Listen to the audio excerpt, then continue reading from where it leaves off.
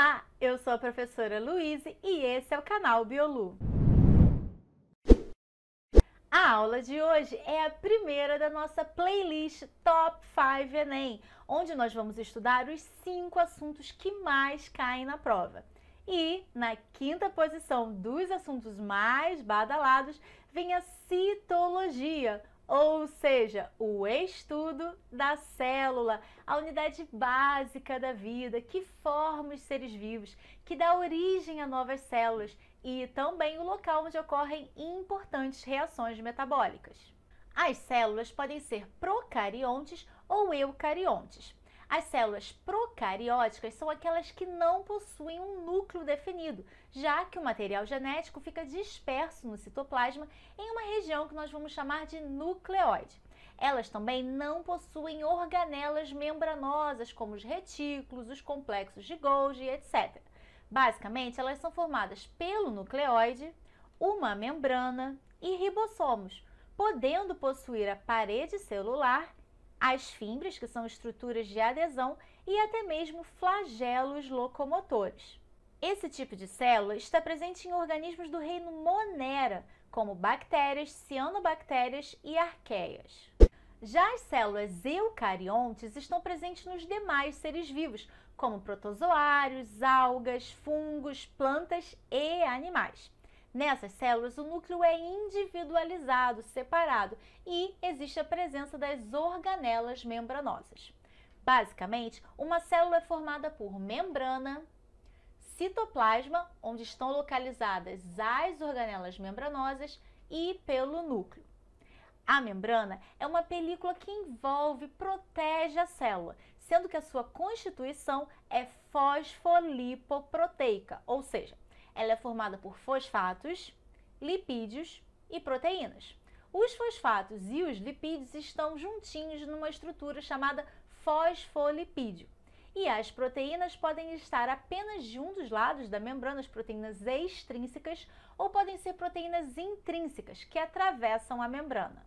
Os fosfolipídios estão organizados em uma dupla camada, ou bicamada, sendo que a parte hidrofílica, ou seja, aquela que tem afinidade com a água, fica virada para fora dessa membrana. E a parte hidrofóbica, ou seja, a gordura, o lipídio, fica na parte interna da membrana. O interessante é que os lipídios conferem uma certa fluidez à membrana, um certo movimento. Ou seja, os componentes dessa membrana, os fosfolipídios e as proteínas, não são estáticos, eles estão em constante movimento, fazendo com que essa membrana seja um mosaico fluido.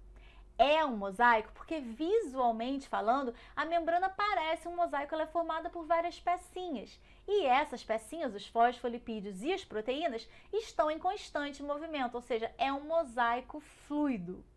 Em 2017, o Enem abordou esse tema através da seguinte questão. Visando explicar uma das propriedades da membrana plasmática, fusionou-se uma célula de camundongo com uma célula humana, formando uma célula híbrida. Em seguida, com o intuito de marcar as proteínas de membrana, 2 anticorpos foram inseridos no experimento, um específico para proteínas de membrana do camundongo e outro para proteínas de membrana humana. Os anticorpos foram visualizados ao microscópio por meio de fluorescência de cores diferentes. Então, o que eu fiz foi pegar 2 tipos de célula, de camundongo e humanos, fundir as duas, ou seja, unir essas 2 células e depois marcar essas proteínas de membrana com anticorpos específicos. Então, o que eu consigo visualizar ao microscópio está ali na etapa 3, todas as proteínas do camundongo de um lado e as proteínas de membrana da célula humana para o outro. Daí vem a pergunta. A mudança observada da etapa 3, que é essa em que eu tenho as proteínas de membrana bem divididas, bem separadas, para a etapa 4 do experimento, ocorre porque as proteínas movimentam-se livremente no plano da camada lipídica, ou seja, essa mistura que aconteceu entre as proteínas da etapa 3 para a etapa 4 ocorre graças ao modelo do mosaico fluido.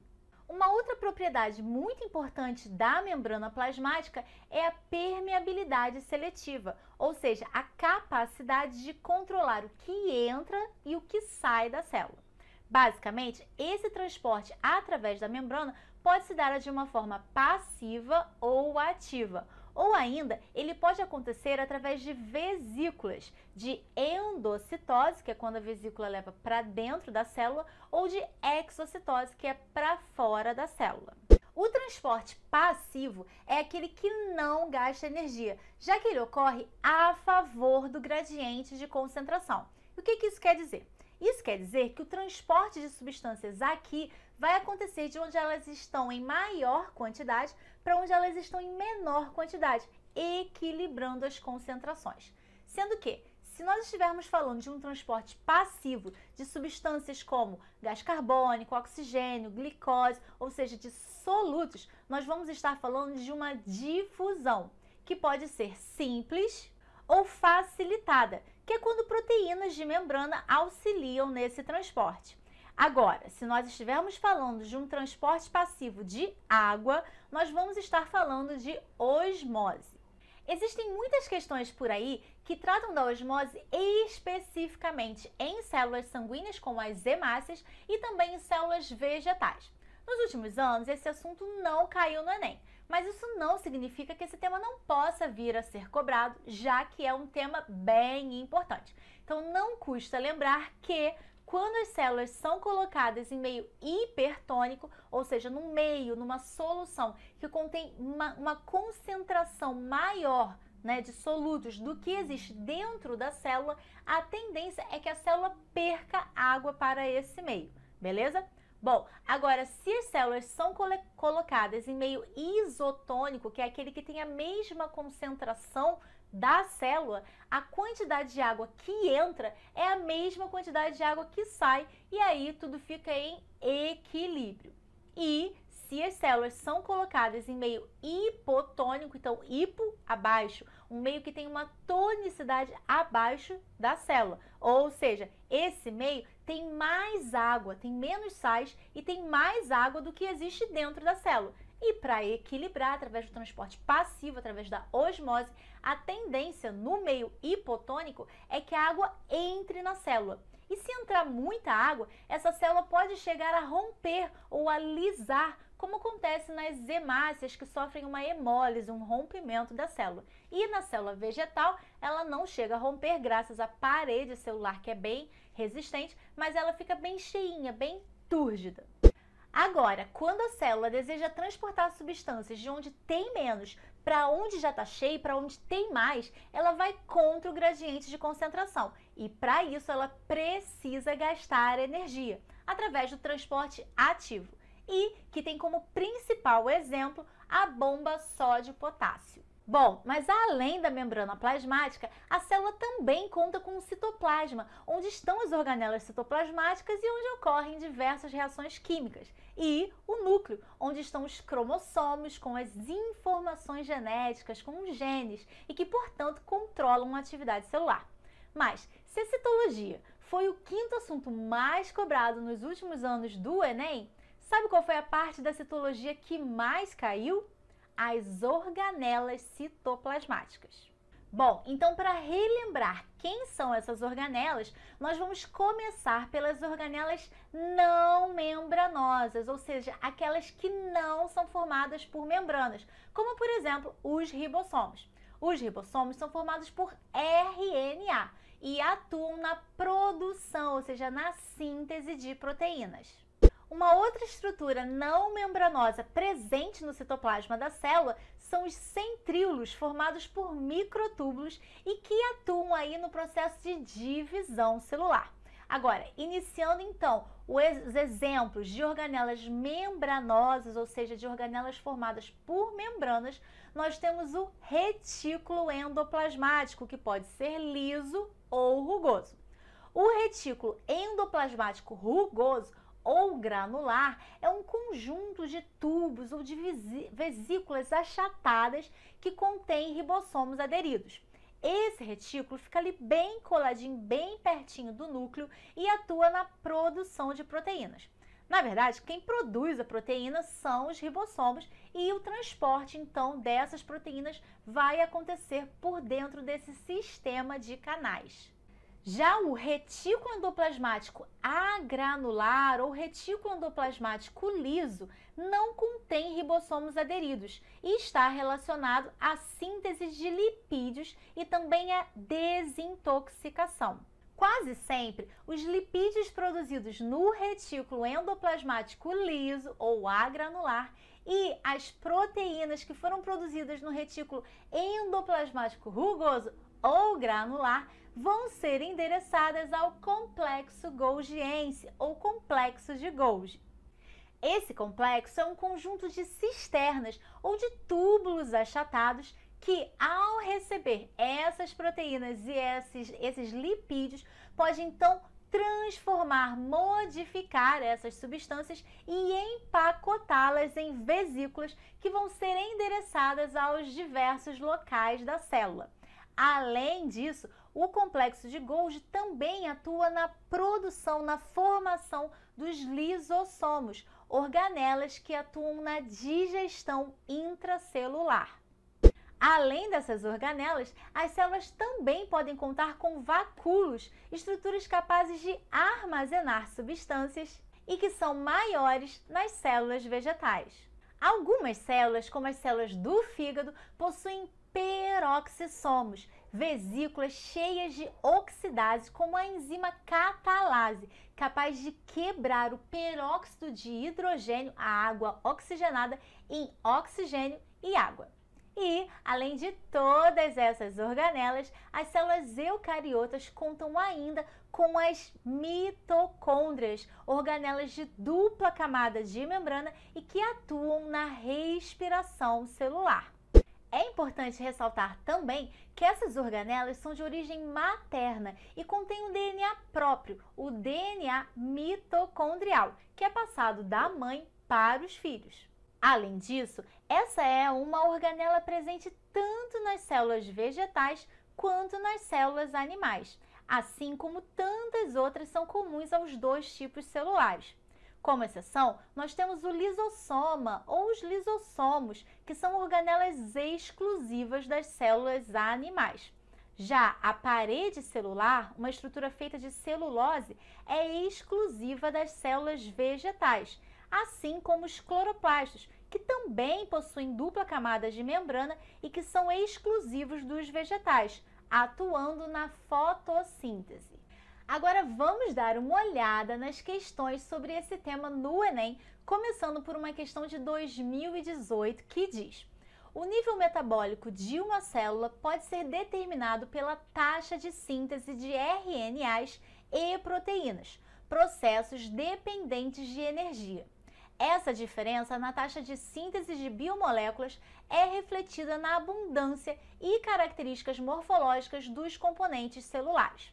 Em uma empresa de produção de hormônios proteicos, a partir do cultivo de células animais, um pesquisador deseja selecionar uma linhagem com um metabolismo de síntese mais elevado, dentre as 5 esquematizadas na figura. Qual linhagem deve ser escolhida pelo pesquisador? Então vamos à legenda. Nós temos ali uma célula que contém mitocôndrias, responsáveis pela respiração celular. Retículo endoplasmático rugoso, responsável pela produção de proteínas. E o núcleo? Então vamos lá. Se esse pesquisador deseja produzir hormônios proteicos, ele vai procurar uma linhagem que tenha mais o quê? Mais retículo endoplasmático rugoso. Para quê? Para produzir mais proteínas. E qual é a linhagem apresentada que possui mais retículos? A linhagem 4. Facinho, né?